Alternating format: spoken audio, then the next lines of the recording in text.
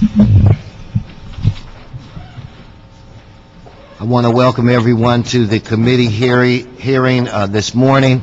I'm joined by Councilmember Alarcon. Mr. City Attorney, we do not have a quorum at this point in time, but I would suggest that we move on, and any action that we take will be deemed to communicate from the chair until a quorum is present. Yes, Mr. Chair, I understand from your rules that is appropriate. Okay. Everybody, he's a new guy for today. Give him a hand. Let's give a... What I like to do is try to make the new guys blush. So I'm going to keep, maybe before the meeting is out, I'll get you. What I think I'm going to do, I have one public comment card. Can I take the public comment now? Or would you prefer that I wait? Well, Mr. Chair, your agenda indicates that if is that item at the end of the agenda, you can always change the order of your agenda upon a ruling, or I should say a vote of your committee. Okay, so then I think what we'll do, I think Mr. Cardenas is about 5 or 10 minutes out. So again, we'll proceed with some of these other items, again, as a communique from the chair, and then I'll kind of play that by ear. We do have some public comments on a few items. So with that said, Ms. Sauer, if you could read item 1. CRA and CLA reports relative to authority to execute a second amended and restated acquisition and permanent loan agreement with Yale Street Family Housing, LP, to increase the loan by an amount not to exceed $800,000. Okay, then we will adopt the CLA report on that item. That brings us to item 2, and I do have a public comment card on item 2. So if you could read it, and then Wayne Spindler, if you could come forward.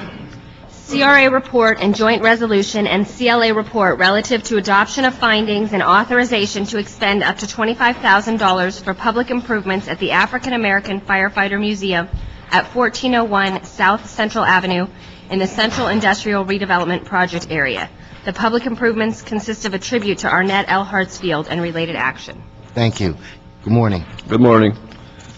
This, I know that this seems like a worthwhile effort, but $25,000 is $25,000. And we have a lot of other agencies and nonprofits that could come up with this money for these type of things.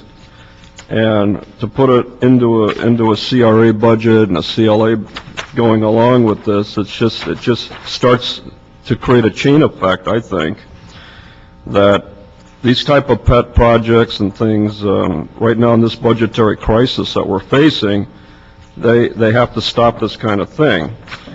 And there's a history museum that is involving African American history in the city of Los Angeles. The man that started it, he recently passed away, but they have a lot of archives and things of that nature. So this type of a project, they should approach that type of a nonprofit with the archives that they have and use that as a launching ramp, as a starting point to begin a dialogue, to place it in their jurisdiction, and then they could come up with the money as a nonprofit, not involving any public funds, and have the expertise and the history of the subject matter at issue to compile and place the kind of records together to make displays and tour the city with these type of things to educate people about these various things, because there's many facets of African American history that are important: peace officers, firefighters,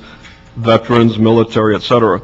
So I just think that rather than specifying every time $25,000, $30,000, place it within an overall committee where you can assign it to these nonprofits to consolidate it with other historical landmarks and tourists. Thank you. Thank you. Thank you for your comments. So on item 2, since if there are no objections, we'll adopt the CLA report on item 2. That brings us to item 3. CRA report and CLA report relative to amending the fiscal year 2011 budget and work program to recognize advanced carryover resources of $1 million in Bunger Hill Replacement Housing Trust funds for the 28th Street YMCA project located in the Council District 9 corridors south of the Santa Monica Freeway Recovery Redevelopment Project area. Okay, then we'll adopt the CLA report on that item. That brings us to item 4.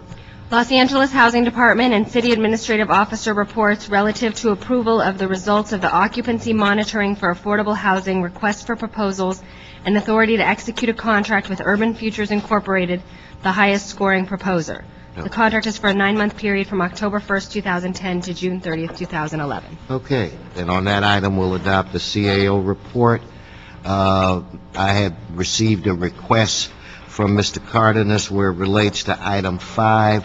Why don't we hold item 5 and let's go to item 6? Motion Han Alarcon relative to funding and contract amendment with the Instituto de Educación Popular del Sur de California for the Harbor City Day Labor Center located at 1301 North Figueroa Place. Okay, then on that item, we will adopt the motion. Now, we're going to continue item 7, but I do have a public comment card on item 7. So why don't you read it, and Mr. Wayne Spindler, you can come up.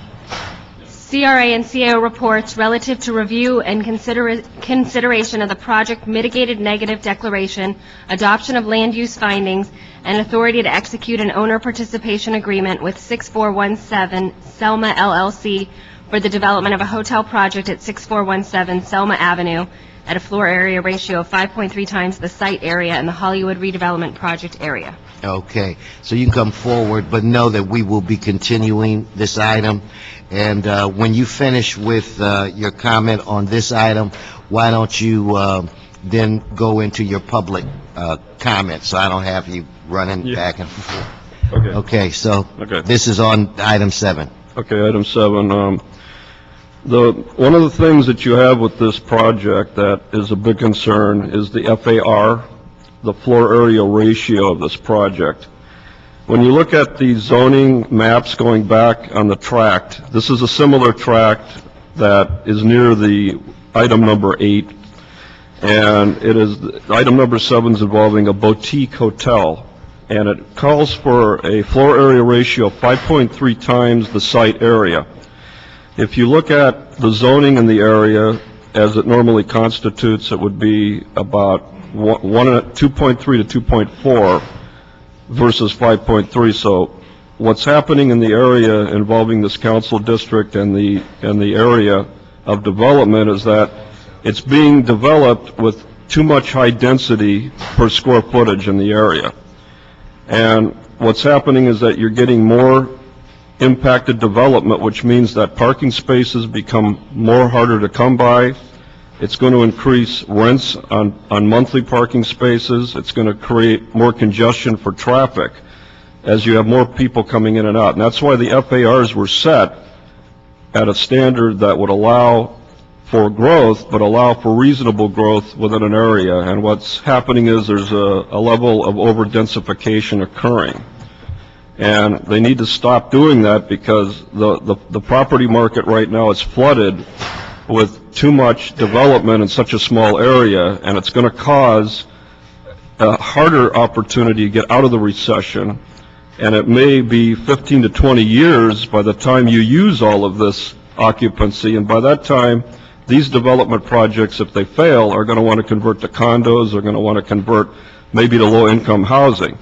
So if you don't over-densify, you lower the supply of, oversupply of these rooms. Okay. Wayne, I'm going to ask you to just sit tight for 1 second. I have one more public comment card on item 7, and that's Robbie Hunter. If you could come forward. We've just been joined by Councilmember Perry, so we do have a quorum as of this moment. Good morning, Robbie. Good morning, Mr. Chair, committee members.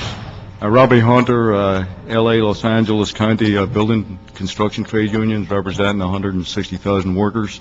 I'm going to speak against this proposal. We don't believe that this developer and contractor has reached out to the community. Certainly has not reached out to local construction workers and local construction companies. This is a committee on economic development and community benefits, and we believe that this particular developer needs to do a lot more of that to stimulate the economy and use workers from this area. So, thank you very much. Yeah, that's one of the reasons why it's being continued. Thank you. Okay, Wayne, with public comment now. Okay.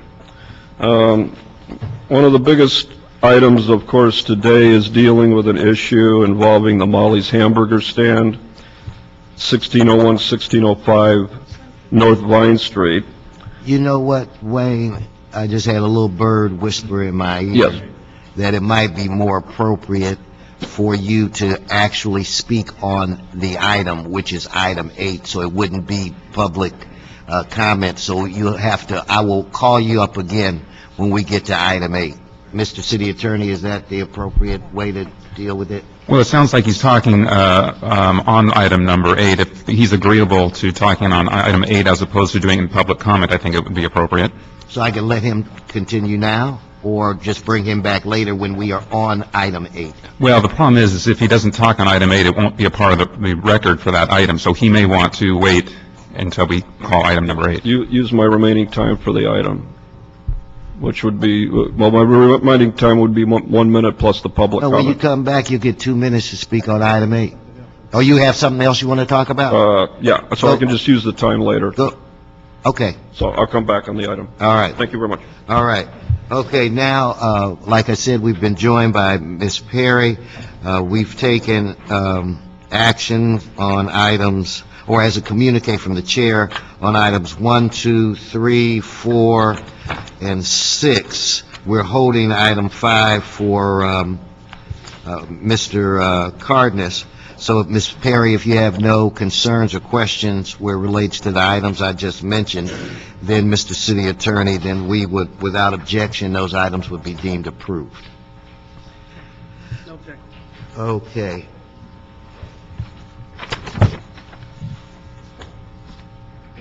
Well, I'm trying to stall for your boss. Do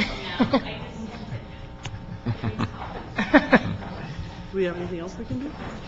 No, we basically did. So, what we're going to do now is, want you to read, Anne Marie, item 8, and then we'll have the department or the agency people come up and give their presentation, and then we will have remarks or comments from the public.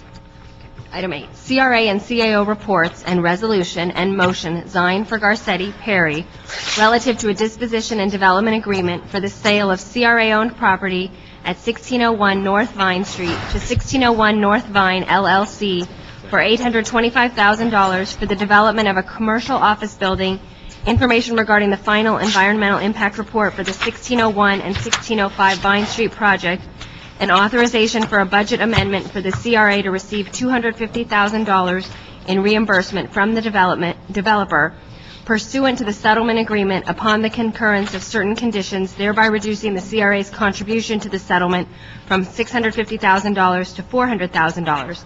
The project is located in the Hollywood redevelopment project area, and on November 9th, the council referred this matter back to committee. Okay. Mr. City Attorney, we've just been joined by Mr. Cardenas. I think we can dispense with item 5 quicker than item 8. So if we can kind of hold item 8 in limbo, return to item 5.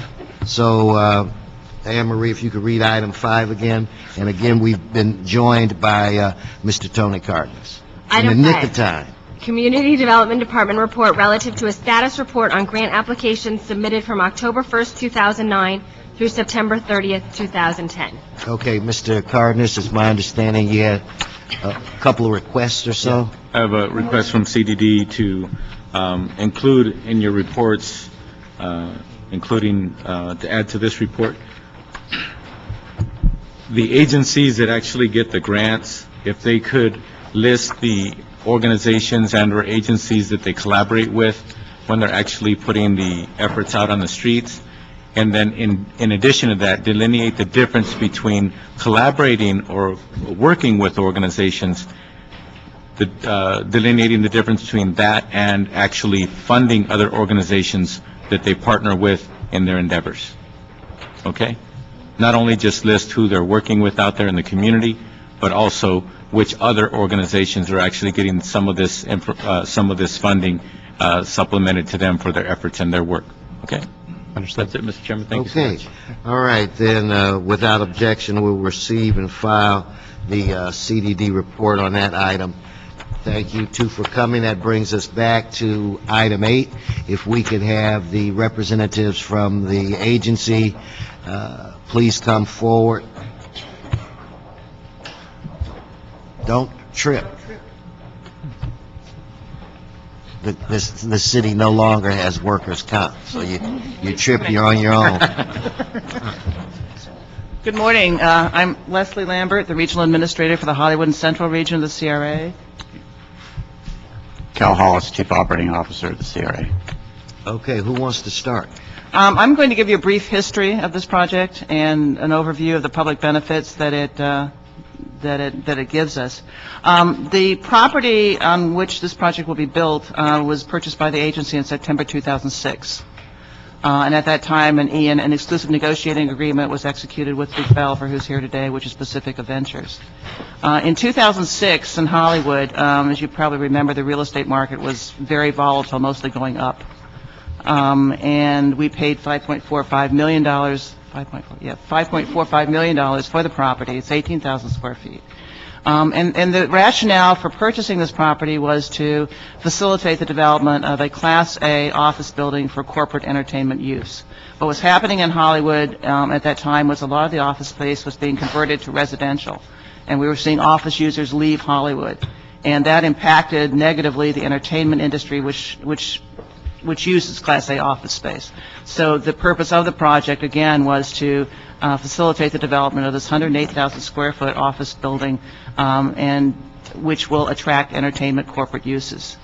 The project is 108,000 square feet. It's 8 stories. Oh, because you said 18,000. The land is 18,000. Okay.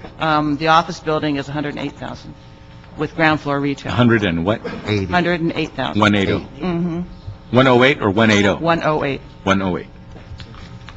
And there are 5 levels of underground parking on the site, which will provide 194 parking spaces for the building.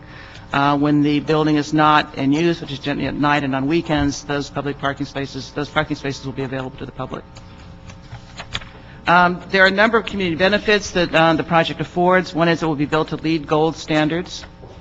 It will create 483 permanent jobs in Hollywood, entertainment jobs, we're hoping. 347 construction jobs. The project will be subject to the construction careers policy of the agency. The labor that will be building the project will be union labor pursuant to because of the construction careers policy and the fact there will be a project labor agreement on the site. It also has a substantial economic return for the city and the agency. We're looking at somewhere in the neighborhood of $15 million in tax increment coming to the agency over the 20 years that we project, and sales tax and business tax and utility taxes. Again, it's a very important project from the standpoint of attracting entertainment office users back to Hollywood. It's the first Class A office building to be built in Hollywood in decades. And that is the kind of office space that entertainment corporate use seeks, and we consider it a very important project for Hollywood. The deal itself is a disposition development agreement. The developer will pay the agency $825,000 for the property. Title will not transfer until construction loan closing. And in order to close the construction loan on the project, there has to be a pre-leasing of the building. So we feel that minimizes our risk because we don't transfer title until that point. There's also a 5-year covenant on the property, on the project, that will require entertainment users in the building unless they can prove that's infeasible, impossible. They have a marketing plan, and a realtor on board who is looking for entertainment users now. So they're acting in good faith, we believe. To date, they have spent $3.9 million of their own equity dollars on the pre-development expenses of the project, which includes architecture and engineering and environmental, et cetera. So they have a substantial investment in this project at this point, and we look forward to it going forward. Okay, if I could ask, unless, Cal, you're basically here if there are questions, or did you have a statement you wanted to make? No, I'm here to address quick questions from the council. Okay, so if I could ask the two of you to just return to your seats. At this time, I'd like to have public comment on the on the issue. And we start out with Bill Delvac and Hal Katersky and Cap Malik, or Malik.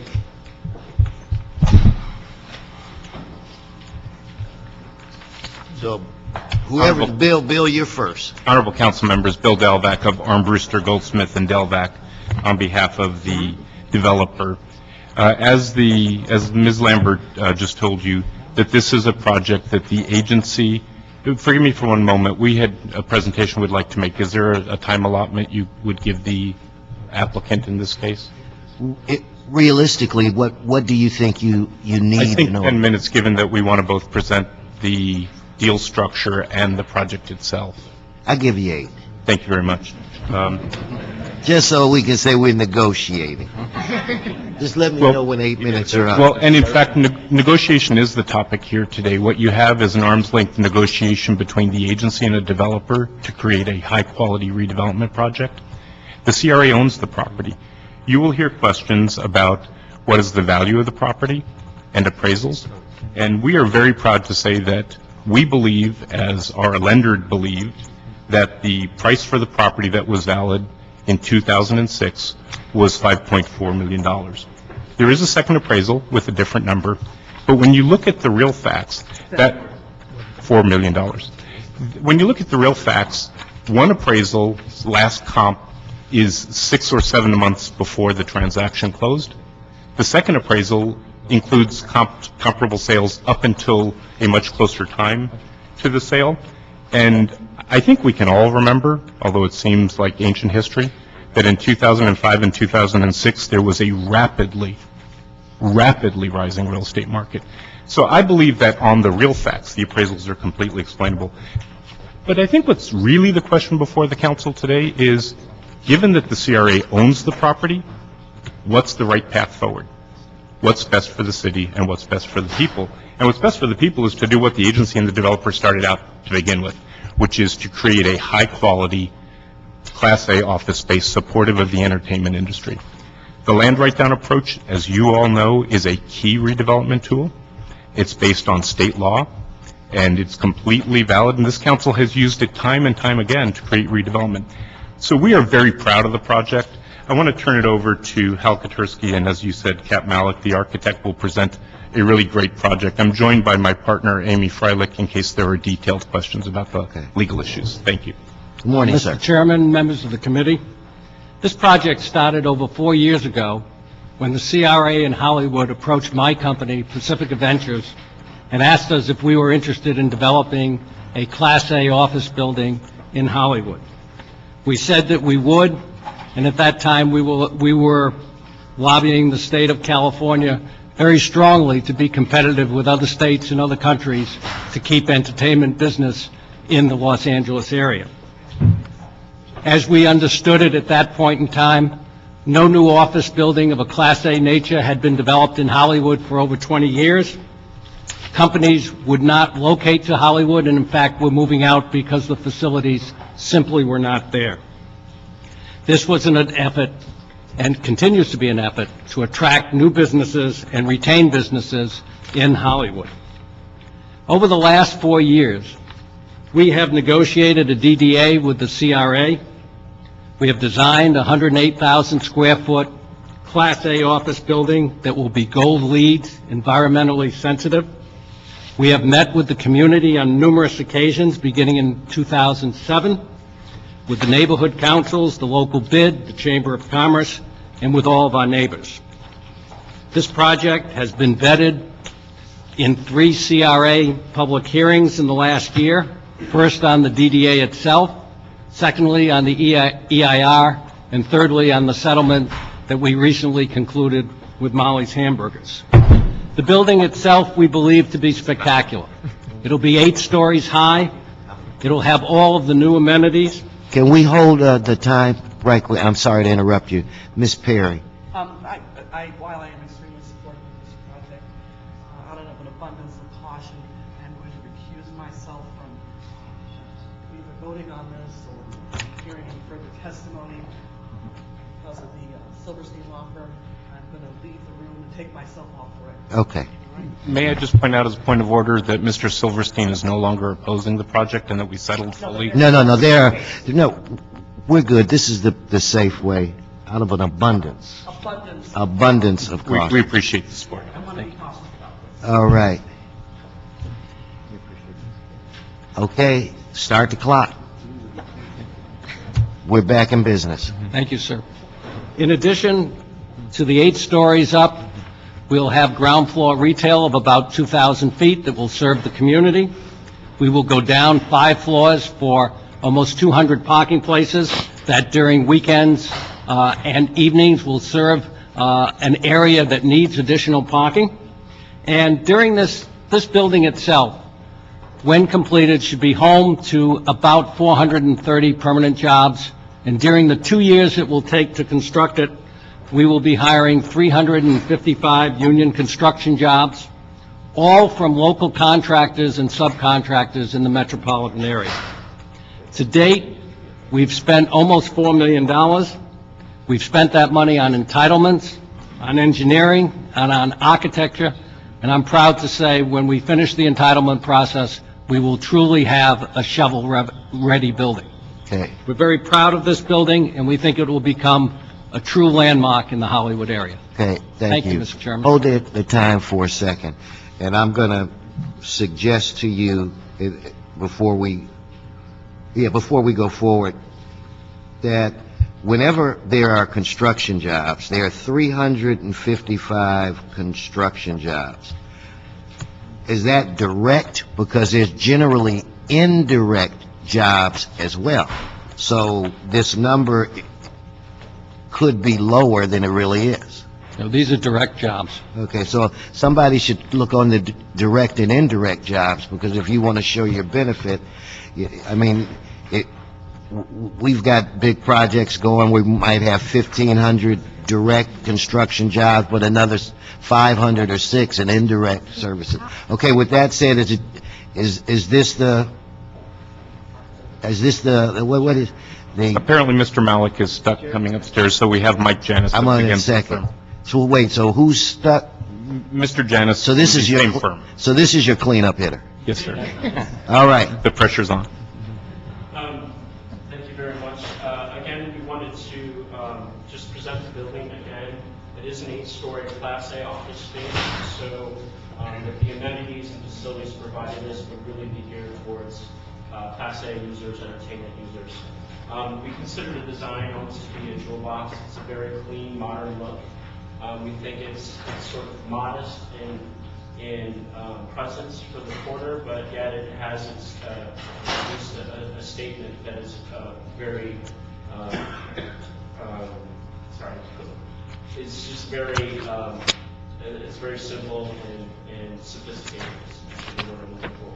So again, this is the view from the corner of this would be Vine and Selma. Again, very sort of a very clean glass front look. The ground floor podium is made to look just a little bit more friendly for pedestrians. We've spent a lot of time looking at ways to soften the landscaping and the streetscape. This is a SketchUp rendering of the lobby entrance. So we would have landscaping in front of the retail space here along Vine and then along Selma. Again, 8 stories, 131 feet, 5 levels of underground parking, approximately 194 parking spaces.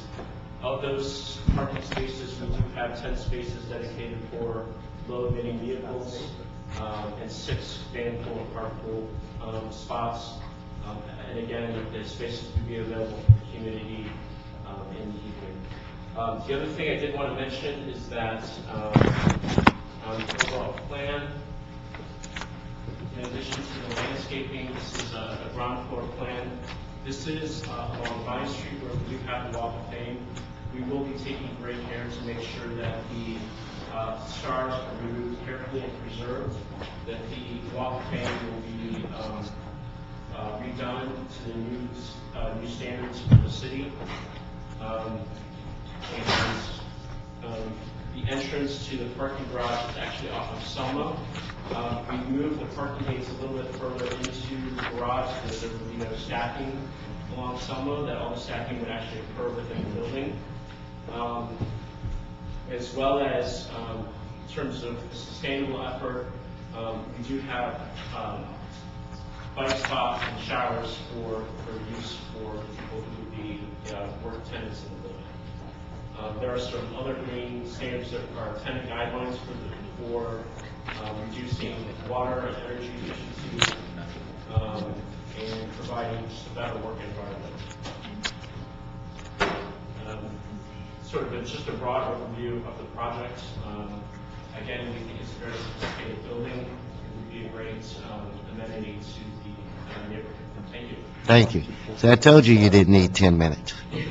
All right. You did 9 minutes and 57 seconds. Yeah, okay. Now,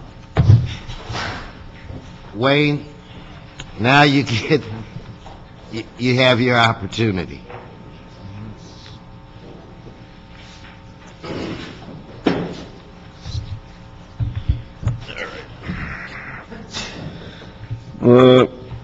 This deal is a perfect example of what's absolutely wrong with this city.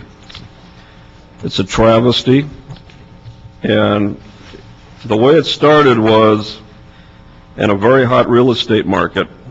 We've since had a big crash in the values.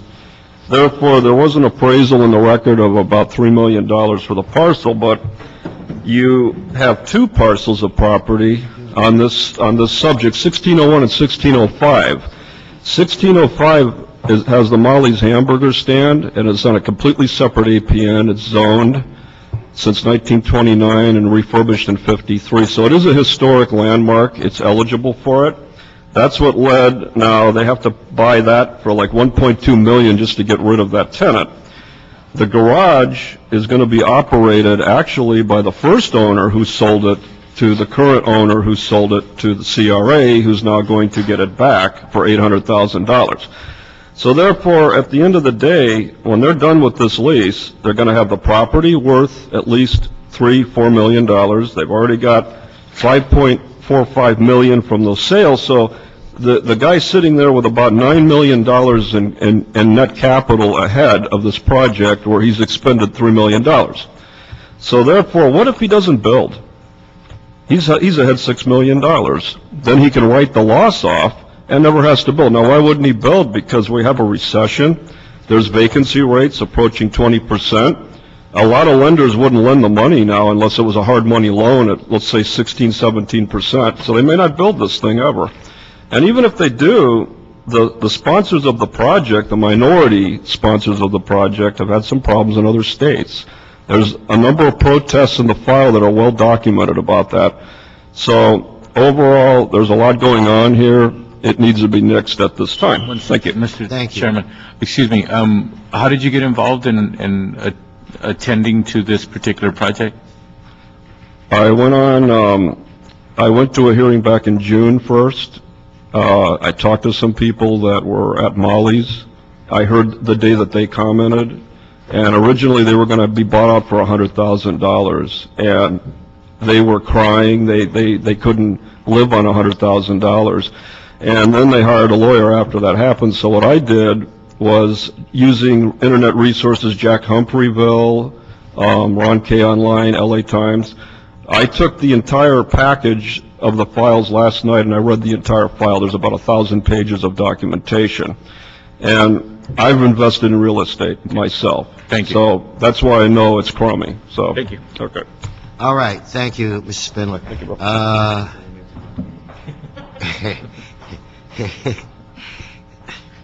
Amy Freilich, Robbie Hunter, Kevin Norton, please come forward.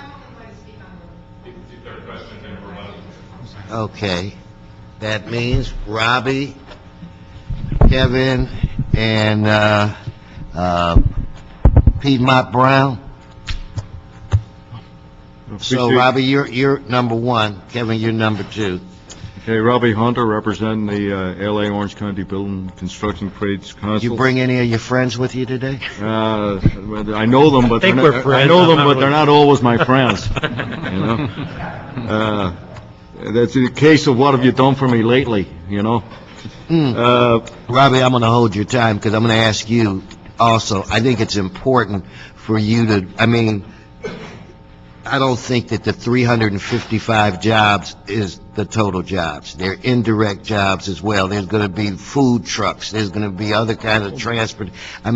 All of that should be included. They're going to be, so I'm curious to know really what the heck that is. So, Well, you know, we've done an agreement with the developer where they're going to use local contractors. They're going to use apprentices, tradesmen from L.A. City, L.A. County, fabrication shops that'll fabricate the steel and suppliers. This will be well over 1,000 to 1,500 jobs completely in the construction, including hauling materials to and from the job itself. And, you know, it's a part of the, reinforcing the entertainment industry. Emerson College, Technicolor has done recent development here. As you know, Hollywood is based on entertainment, and it's a large part of the city's economy. This is the first office building in 20 years directed towards the entertainment industry, and there's a lot of technical advances in the last 20 years, so this will really help the entertainment industry. It should have, we believe, around 500 permanent jobs associated with this structure. You know, Emerson, like as I said, Emerson College was a struggle to get them to come here and invest in the city. And, you know, a lot of the construction is built around the studios and other things, so one thing feeds off another. And most development in today's environment is struggling to survive. And many entities, with the county and other places are helping development because they know it stimulates the economy. And that's simply the case here. You know, myself included, I bought a house 5 years ago that's worth a lot less today. And it's just the economics. You know, as I said, this committee is for community and economic development, and we would ask that you would support this project. Thank you very much. and your two terriers, Jack Russell Terriers, are okay? Yeah, they own me. I don't own them. They own me. Could I give a letter in? Yes, go right ahead. And Kevin, you're next, but I have to ask you a question first. How's the modeling career coming? Tailed off a little bit. I think it's a function of the economy, though. You must think about somebody else. No. Could you say what is it that you model? I could, but I'd publicly humiliate myself one more time, and No, he told me he models work clothes. yeah, it used to work. Go on, Kevin. Anyway, Kevin Norton, IBW Local 11, electrical workers. We think this is an excellent project, and there is a need for it. Live Nation recently did a remodel of 10 floors of office space on Hollywood Boulevard. They just finished a couple months ago. So there is a need for that kind of office space in Hollywood, and Class A office space is very scarce over there, and we want people to live where they work, and people in the entertainment industry would be people that would move into all the other redevelopments that have happened over the last 5 or 10 years in the area. So I think it's a very good project for the area, create a lot of work opportunities for our members as well as people in the entertainment industry. Therefore, that's why we ask that you move the project forward. Thank you. Okay, thank you for coming out, and good to see you again. Sprint. My name's Piedmont Brown. Good morning. I'm the president of the ironworkers. I represent 7,000 ironworkers in the Los Angeles area. Actually, I got Robbie's old job, so that's how we're not friends anymore. That's what happened with that. But getting back to this project, it sets a precedence here that the Hollywood industry is going to be back in Hollywood. The jobs for the entertainment industry, it would really show a very positive effect that the entertainment industry is run out of Hollywood where it originated from, and also the local hiring, the outreach to the community. And I've got 40% of my members out of work, and a lot of people that live in that area that could use these jobs. It'd be very important for the construction industry, the entertainment industry, and for the city as a whole. So I would hope you guys support the project. Thank you. Thank you for coming down. Frank Defoe, Gilbert Smith, Jack Humperville.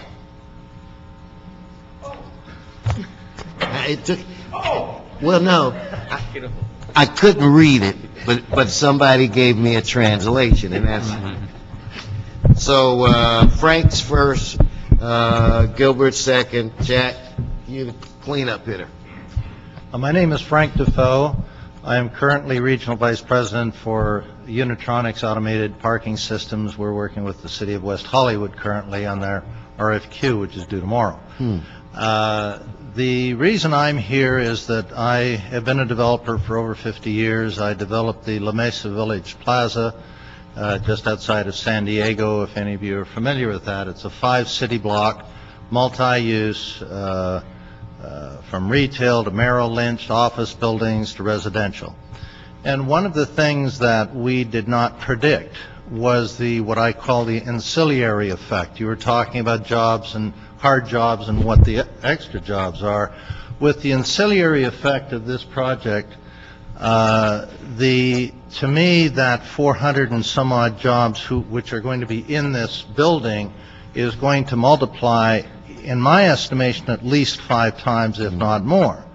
So that your little restaurants, your little shops, your little area environment, what I call a circle of influence, I'm on the task force for the Hollywood Chamber for the NBC Universal project coming online. That is going to have a tremendous effect on Hollywood itself. This building, this Class A building, will provide the headquarters of some very important entertainment industry clients who want to relocate here. We're finding clients from the East Coast, from Chicago, et cetera, even London, England. And to bring those type of headquarters into this beautiful building, and then that ancillary effect, the multiplying effect for the little people, the little restaurant owners, if Molly's is going to relocate somewhere, Molly's Burgers, et cetera. That, to me, is the profound experience of this type of product. Thank you. Thank you for coming down. Yes, sir. Council members, thank you for letting me come and speak. I am Gilbert Smith, and I'm currently chair of the Ricardo Montalban Foundation, which is the owner-operator of the Ricardo Montalban Theater. Oh, yeah. We are directly to the north of this project. And when I came on board in '06, we were actually looking at how we were going to change the face of our theater. That was one of my first tasks as far as the business model. I'm happy to say that today we are well underway with that business model, bringing in Capitol Records yesterday for the announcement of the new Beatles iTunes, with their entire population coming down from Capitol Records building. We hosted a stand-up comedy with Robin Williams last week and Eddie Izzard. We have Traces coming in January, and it's our first partnership with the Nederlanders. Now, the office building. We had reservations, but we had communication from the developer. We've had our own ideas as to how we are going to better our theater as a result of this office building being built to the south. I think it's going to be an enormous benefit, and we have discussed openly with CRA and with the developers in regards to the problems during construction and post-construction implications with a new structure, because we've been commonly using that south space for staging, for video, and other ancillary uses of the theater. We've come to an agreement with them quietly and amicably, and we look forward to the building of this project. Thank you very much. Thank you. My name's Jack Humphreyville. I'm with the Greater Wilshire Neighborhood Council. I've commented upon this development several times in City Watch. There are too many questions and too few answers, and you ought to kick it back to the CRA to get a whole bunch of answers. First of all, why are we doing business with with developers that are sponsoring runaway production? That's the lifeblood of our industry, but they're doing Albuquerque, Connecticut, and all sorts of other deals that are stealing our jobs from L.A.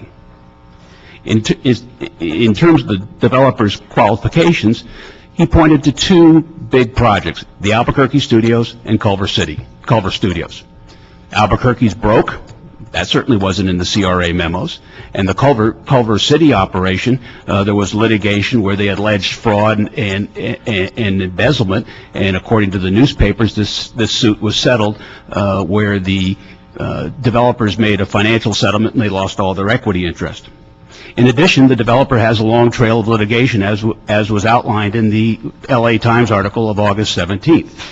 In addition to which, the developer managed to stiff the people in New Orleans, and I'd invite you to call up Ray Nagin and some of his people to see what they feel about Mr. Katursky and his group. I also think that the claim of new jobs is a little false. They're talking about 430 jobs. Eric Garcetti said most of these jobs were going to come from the Mid-Wilshire area. That's not new jobs for L.A. That's taking them out of our buildings down, where my offices are. That's taking that area out. I also think that this is a bum deal. It's predicated on $4.50 rents. You got a 30% vacancy. That's substantially higher. And what experience has the developer had? Has he ever developed a Class A office building? Has he ever developed a Class A office building in Hollywood? I don't think so. So I think you ought to kick this back to the CRA, have them answer a bunch of these questions, including how this whole process went before you make a decision. Thank you. Thank you all. Thank you. Last two cards, Douglas Marion and Nicole. Nicole, I'm going to have you tell me your last name. You're with the Hollywood Chamber. Jahanian. Okay, Mr. Marion doesn't care. He's a gentleman, so we're going to go ladies first. Thank you. Good morning. He's that kind of guy. On behalf of the Hollywood Chamber of Commerce, I'm here to show our strong support for the 1601 Vine Street project. The project will provide Hollywood with an 8-story LEED-certified Class A office building containing approximately 108 square thousand feet of leasable space. As you know, there's a real need for new office space to be built in Hollywood. We have very few Class A office buildings and have lost a lot of office space due to conversions to residential.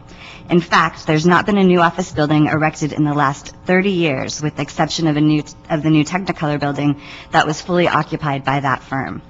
The Chamber is committed to keeping Hollywood as the entertainment capital of the world. If we expect to attract new entertainment companies, we simply must build new office space. As you may know, Live Nation recently just moved 400 jobs from Beverly Hills to the 7060 Hollywood Boulevard building, showing that there is potential to attract more entertainment firms to Hollywood if we just build the space. If Hollywood is going to remain a vibrant commercial center, new office space is essential. The Hollywood Chamber strongly encourages you to approve this project. Thank you so very much. Mr. Marion. Good morning. My name's Douglas Marion. I'm a business representative and apprenticeship coordinator for Plumbers Local 78, also part of the building trades. I don't want to repeat what was already been said, but our members, as well, we're at 40% unemployment. I'm a little bit higher on my apprenticeship, and most of my apprenticeship are LA City residents and stuff. So we are definitely in support of this project, and I don't know about the developer, but I do know the members of the LA and Orange County building trades. We are qualified to build Class A work, and we will build you a fine building. Okay, thank you for coming down. If I could now get the agency people to return, Leslie and Cal. And that concludes public comment.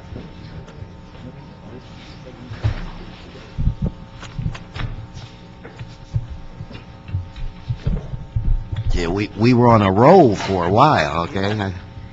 Talk to me about the dispute where it relates to the appraisals, the two appraisals, the differences. Mr. Chairman, let me tell you what we know, okay?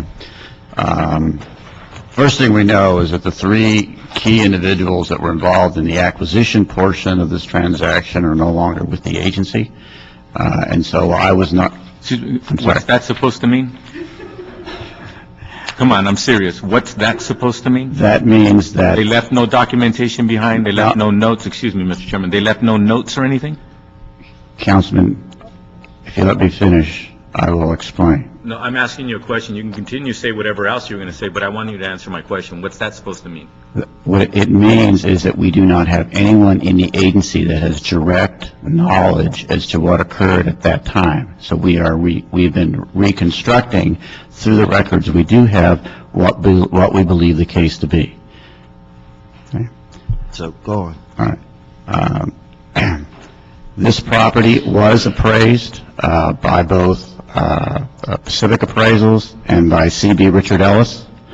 Those appraisals, the Pacific appraisal was done on behalf of the redevelopment agency. The C.B. Richard Ellis appraisal was done on behalf of the owner of the property, the developer. Those appraisals were submitted at about the same time, within several days of each other. Both appraisers are qualified appraisers. Both appraisals were full, complete narrative appraisals with complete documentation, and they reached different conclusions with respect to value. One was slightly over $4 million, and the other was $5.4 million. Mr. Hollis, the complete appraisals are still on record? Mr. Carter, let me finish with my questions, and then I'll let you. Oh, I thought he was doing a presentation. No. Oh, this is They your already did their presentation, so I'm just asking them some questions right now. You want to finish your thought? These appraisals were both complete appraisals prepared by qualified appraisers. At that time, our administrative procedures allowed the agency to use an outside appraisal for purposes of considering valuation. If that outside appraisal was reviewed by either the agency appraisal staff or by an outside appraiser selected by the agency. We know that there was a request by the regional administrator for that review to occur. We do not have a copy of that review in our files. Okay? We do not have a copy of the review in our files. I have looked at both appraisals. I am not a qualified appraiser. I don't feel comfortable commenting upon the validity of either one of those appraisals. I can just tell you, in my experience, they're both very complete. They use different comparable sales. The C.B. Richard Ellis appraisal used comparable sales that looked to be more current and more proximate to the site. But that's all I can say about the appraisal. I don't want to characterize one appraisal or the other. I'm not qualified to do so. Okay.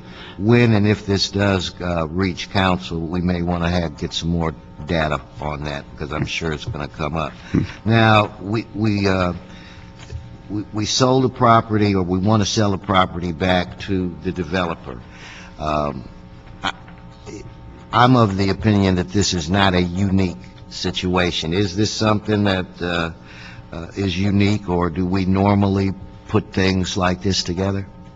I don't believe it is unique for a redevelopment agency to acquire a piece of property, put conditions on that property for development, and then sell it back subject to those conditions.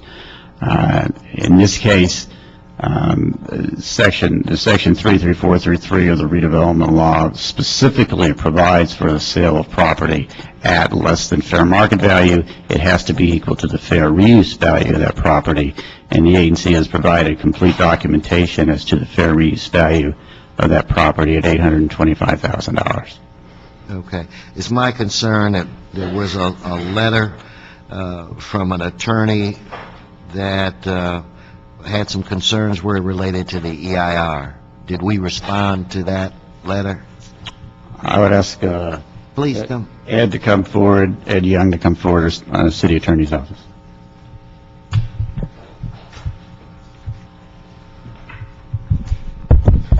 Good morning. Ed Young with Deputy City Attorney for the CRA. We did prepare, there's a letter in the record responding to the CEQA issues. It's a rather lengthy one, but the bottom line really is that there's basically a dispute between experts, and we believe that the expert opinion in favor of suggesting that the ERA documents were adequate is much stronger than the other side. Okay. What's the status of the agreement with the Molly's Burger folk? That the settlement with Molly's Burger has been reached and approved, and the settlement agreement was entered into, so that's done. Okay.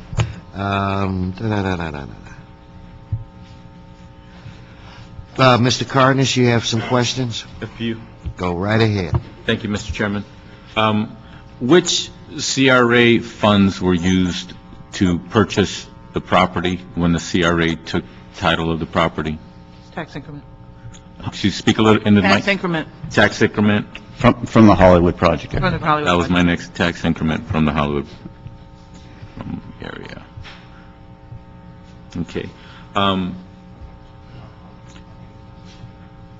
Now, it was mentioned earlier in the CRA presentation that this would be a facility for entertainment use and a Class A office space. What is it in particular about entertainment use Class A office space that makes it so different from other Class A office space in the region or in the area of Hollywood or within 10 or 20 blocks of this particular site? If I could speak to that. In Hollywood, there are only 3 buildings that are characterized as Class A office space that have contiguous office space of 30,000 square feet. Those Class A, I believe that the newest of those 3 buildings was built in 1982. So there's a very limited inventory of space for large space users within Hollywood and virtually no space in a modern building. As a result, the Hollywood market competes with Burbank and with Glendale that has seen substantial new office development over the last 10 years and cannot compete for those tenants with the quality of the space that's available in Hollywood. So the strategic idea of this building was to create a building of 100,000 square feet, a modern building, has all the technological features of a modern Class A building, is LEED certified, that has attraction to tenants, so that we can compete for those higher end users that would like to be in Hollywood but do not have an opportunity given the space that's available. I'd just like to add that in the past 12 months, we've seen 2 major entertainment corporations relocate their headquarters to Hollywood. So there is a desire to come back to the entertainment community, one being Technicolor, which moved from Paris, France, to Hollywood with their world corporate headquarters, and the other being Live Nation, which moved into Hollywood from Beverly Hills. So I think there is a desire, among the entertainment corporate thinkers to be in Hollywood, near the studios, near the post-production facilities, et cetera, and Cal is correct that building an office building for that use makes a lot of sense. Yep. But thank you very much. You did shed a little bit of light on what the desire of the industry might be. But my question still is to what is it about this particular industry that they're looking for? Cal, you mentioned that they would like nice, newer space, et cetera. They would like more space within one facility rather than perhaps spread themselves all over town.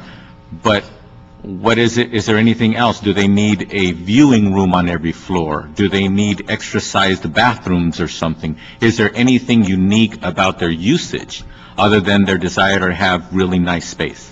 I wouldn't say it's unique, depending upon the tenant. You may have some tenants that require mini theater, if you will, for screening purposes, but it really depends on who that tenant is. If it's a talent agency, they may not need that space. If it's a production company, they might need that space.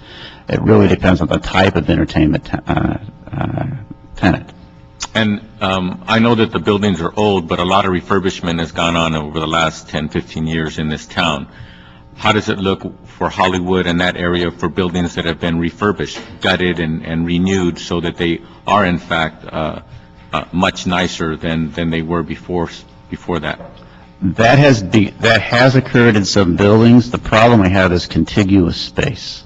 If you're a 50,000 square foot tenant and you want to come to Hollywood, you want to be in contiguous space that is on space that's not separated by floors from other tenants, there is no good inventory for those kinds of tenants. Well, also much of the refurbishment has been a reuse into residential use.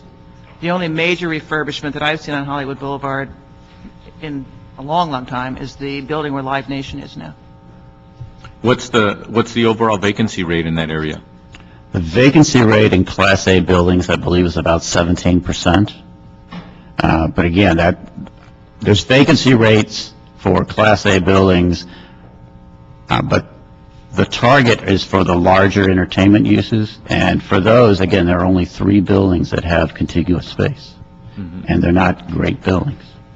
And one of the people who came up and made public comment talked about what the I guess the performer, what have you, is showing what kind of rents are anticipated on paper based on the interactions between the developer and CRA?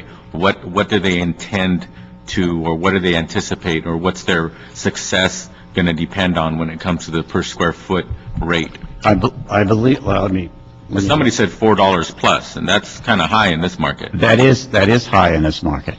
That is the number that I believe that was in their pro forma, and it is high in that for this market.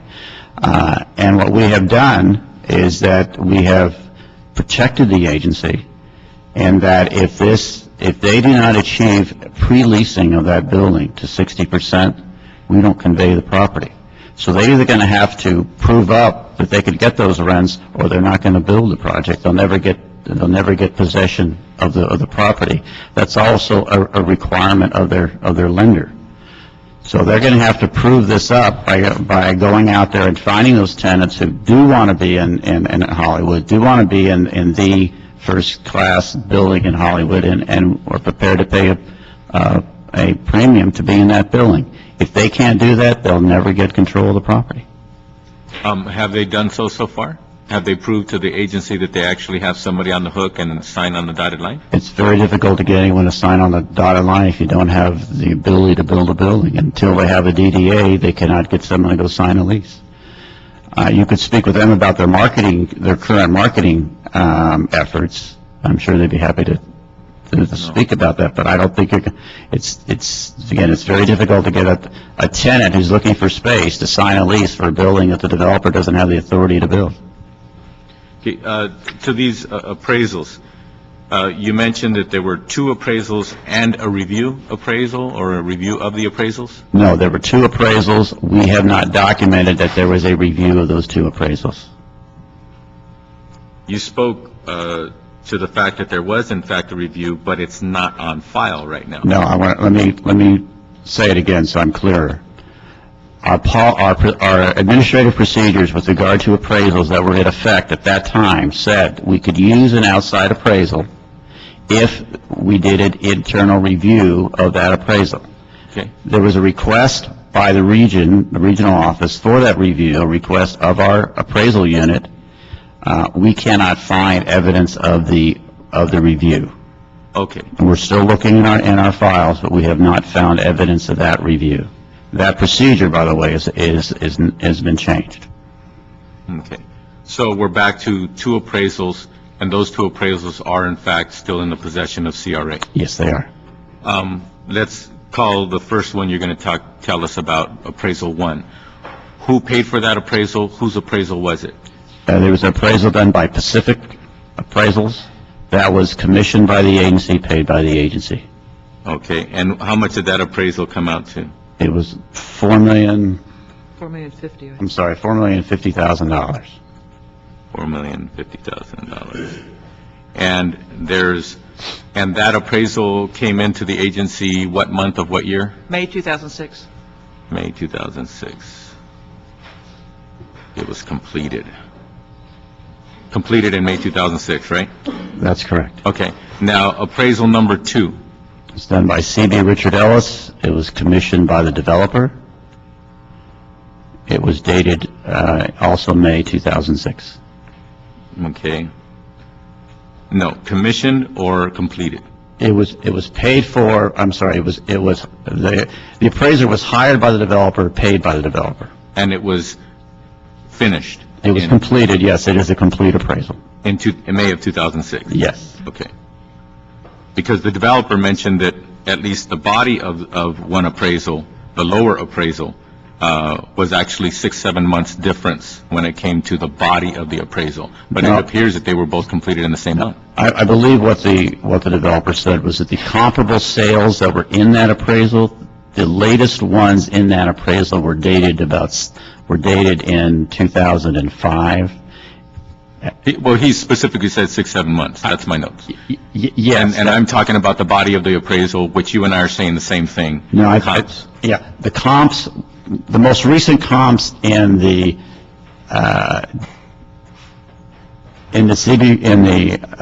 Pacific appraisal, the one commissioned by the agency, the latest comps were about 6 months earlier than the comps that were in the CB Richard Ellis. Okay, so you're appraisal. repeating what the developer said.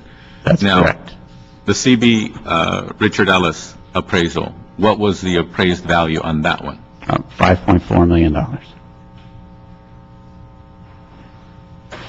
Okay. So you had, the agency has in its possession and had in its possession at that time 2 appraisals that were completed in May of 2006. And one was at 5.4 million and the other one was just above 4 million. And CRA chose to transact with that particular developer and purchase that property for 5.4 million? That is correct. That is correct. Okay, that's what took place. Okay.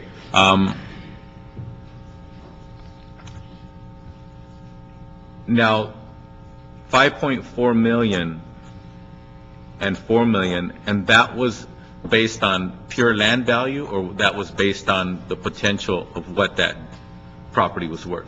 Now, both appraisals use the land comparable approach, so it was pure land value, based upon what the appraisers believe the highest and best use for that property was. So it was not based upon this project per se, it was the value of vacant land in Hollywood zoned the way it was zoned. Okay, highest and best use?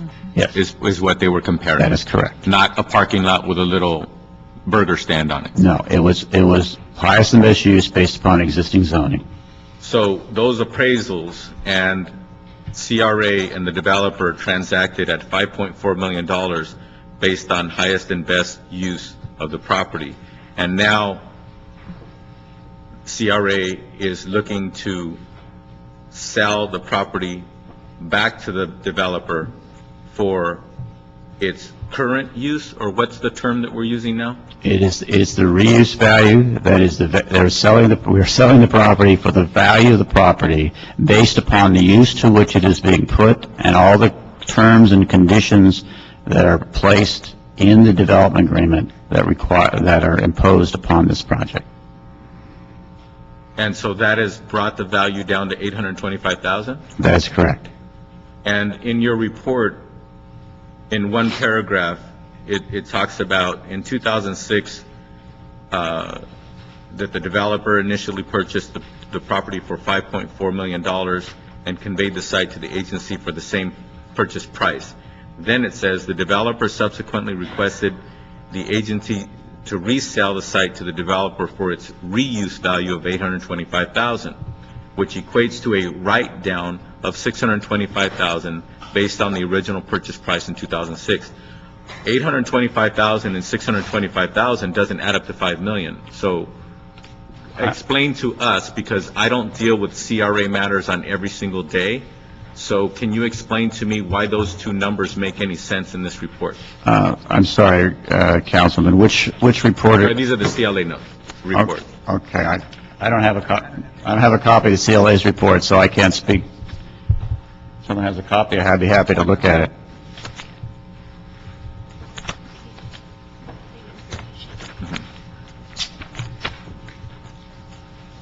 As you described it, Councilman, I can't explain it, but I haven't seen the CLA's report.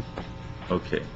Actually, in your report, if you look toward the section selection process, on the top of the page it says Molly's Hamburgers Settlement, Developer Entity. In the CRA report dated October 7, 2010, it's the second page in. I'll read that one. It says the developer originally purchased the site from Ullman Investments Limited in September 2006 for $5,450,000. CRA-LA purchased the property from the developer in October of 2006 for a purchase price of $5,450,000. The purchase price for the property was based on a fee simple market value appraisal by CB Richard Ellis dated May 13, 2006. On April 1, 2010, CRA-LA approved a disposition and development agreement with the developer. The developer, through which CRA-LA will resell the site to the developer for its reuse value of $825,000 as set forth in the 33433 report. second Apologize, we're having page. a hard- What is the date on what you're reading? The date on this is October 7, 2010. It's titled Memorandum. It says to CRA LA Board of Commissioners. And I'm sorry, Staff, Councilman, Lambert. the page number again, Councilman? Page number, I don't see a page. Oh, it's covered by stamps. Page 3.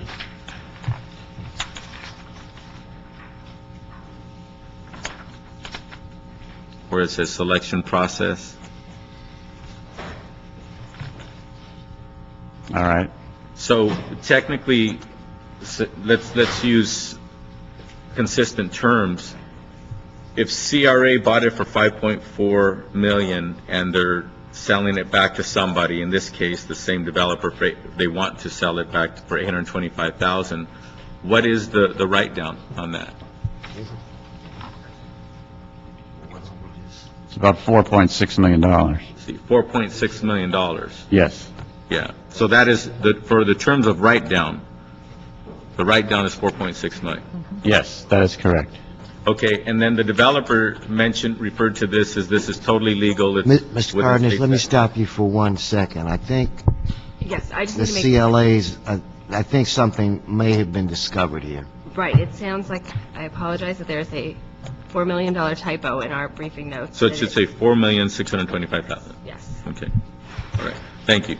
But it still leads to my real question, and that is, what is the reasoning, justification, and/or purpose for using this mechanism on this particular property versus another mechanism other than a write-down?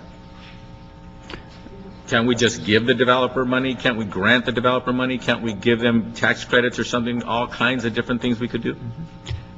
The agency could use tax increment dollars for certain eligible costs. It cannot use tax increment dollars for building a building. Right? The agency can use tax increment dollars to prepare the site, to do off-site improvements, but it cannot use tax increment dollars to build a private building.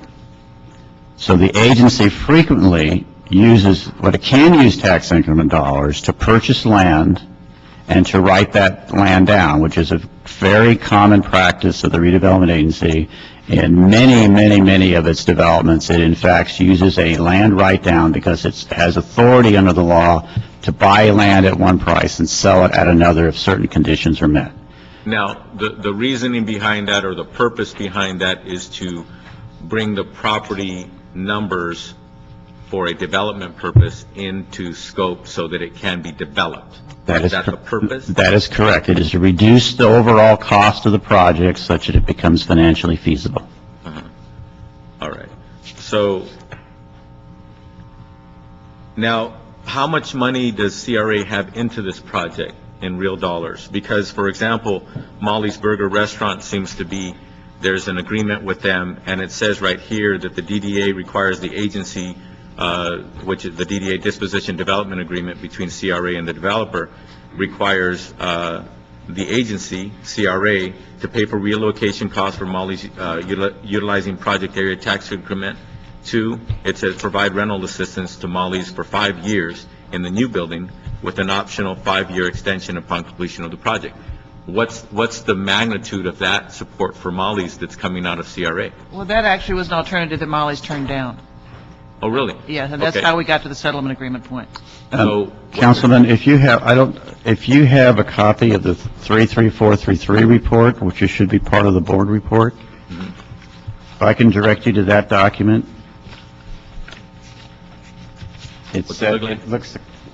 What's it dated? It's dated. It doesn't have a date.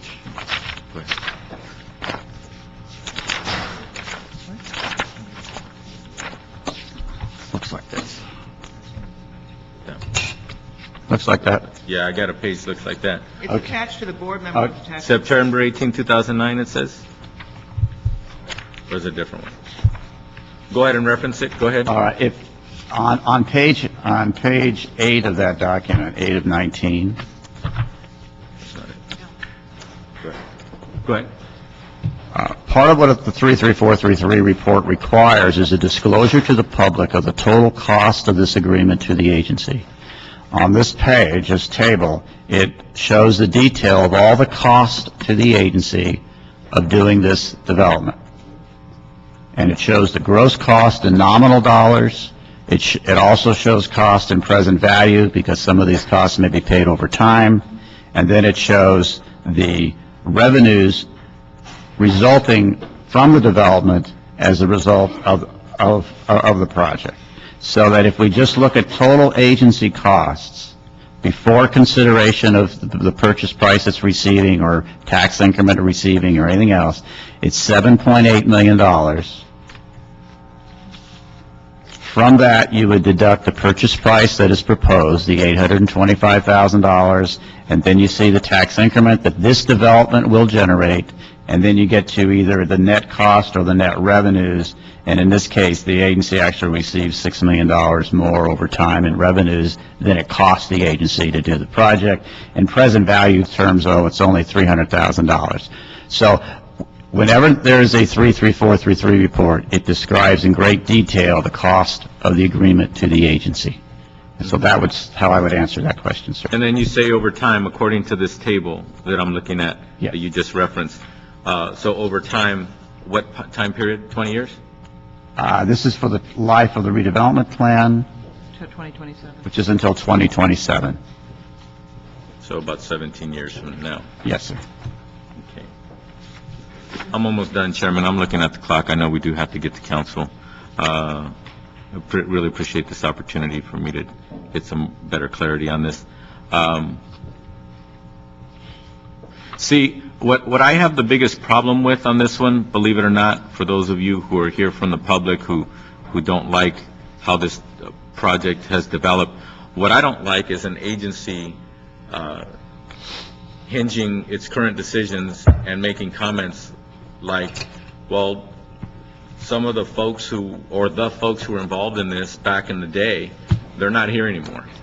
And what I don't like is when the agency is being honest about admitting that there's record that a review was requested, but there's no evidence as to whether or not that review was actually done or whether or not that review actually exists, right? Thank you for your honesty. However, it's disturbing to know that something's missing. And then something's missing related to an appraisal that we paid for, that's $4 million, an appraisal that an interested party that benefits from a higher appraisal paid for, and the difference is $1.4 million, and, oh, well, that's just what happened. If I could, Councilman, I did not mean to leave an impression that this is not of concern to the agency and the agency's management. I'm the first one in this hearing to say that that's a concern. I will tell you, Councilman, it is a great concern. In fact, let me jump in for a second, because, and you just didn't spend any time on it, but you said something, that this policy has been changed. So can you, this is what I'm hearing, that they went in, they got in, saw that there were some flaws, and took the necessary steps, I think, in their mind to put in place a better policy. You changed the policy when and why? About a year and a half ago, when I was given the real estate arm to manage, I reviewed the policy. I thought it was an appropriate policy. I directed it to be that we would no longer accept third-party developer or third-party appraisals. That's now been codified in our administrative procedures. So it appears that, thank you, Mr. Chairman, it appears that at that time, the department, whatever their policy was at the time, chose to use a third-party appraisal and then go with that. Yes, sir. Okay. I didn't even, Mr. Chairman, I'm done with my questions. I still don't feel comfortable with this particular project. I didn't even get a chance to ask the agency as to what is the track record of this particular developer. Obviously, if a developer's never done a project before, then, we're tossing a coin and saying, I hope they're as good as they say they are. Yet at the same time, this developer does, in fact, appear to have a track record somewhere around this country. And What is that track record? Are they completing projects? Are they turning projects back to municipalities or agencies in other areas? Are they able to live up to their agreements when it comes to fulfilling their end of the bargain? I appreciate the people, the men and women who look forward to going to work. My father was a construction worker. Thank God he was. We actually had health benefits when I was born. Half of my family didn't before I was born. So I do appreciate the need and the want for people to have jobs. But what I can't do as a policymaker is I can't put my vote to something when I still have some unanswered questions. And it has nothing to do with me. This is not my district, but this is my city, and this is an agency that is involved throughout the city of Los Angeles, and I would like to see some consistency, and also I would like to see that we have answers to enough of the real questions that need to be answered to make sure that the agency isn't held carrying the bag. Okay, Has the so let me agency ever jump- carried the bag in the past? Let me jump in again. I'm not going to request a vote of us. I mean, we do not have a quorum. I will recommend that we send this to council without recommendation. I would ask for you and the developers to take heed to the concerns and questions posed by my colleague Tony Cardenas, and would highly recommend that you be prepared to answer those questions upon, the day that you're due in council. I think that that's fair. I think that every question that Mr. Cardenas asked is legitimate, and I think we're going to have fun when this gets in council as well, because you won't just be dealing with 2 of us, it'll be 15. So with that said, I'd like to recommend that we forward this to council without a recommendation from the committee, even though I am inclined to support it. Is there any more business before this committee? No, sir. This committee's adjourned. Thank you, Mr. Chairman. Sorry about that. No problem.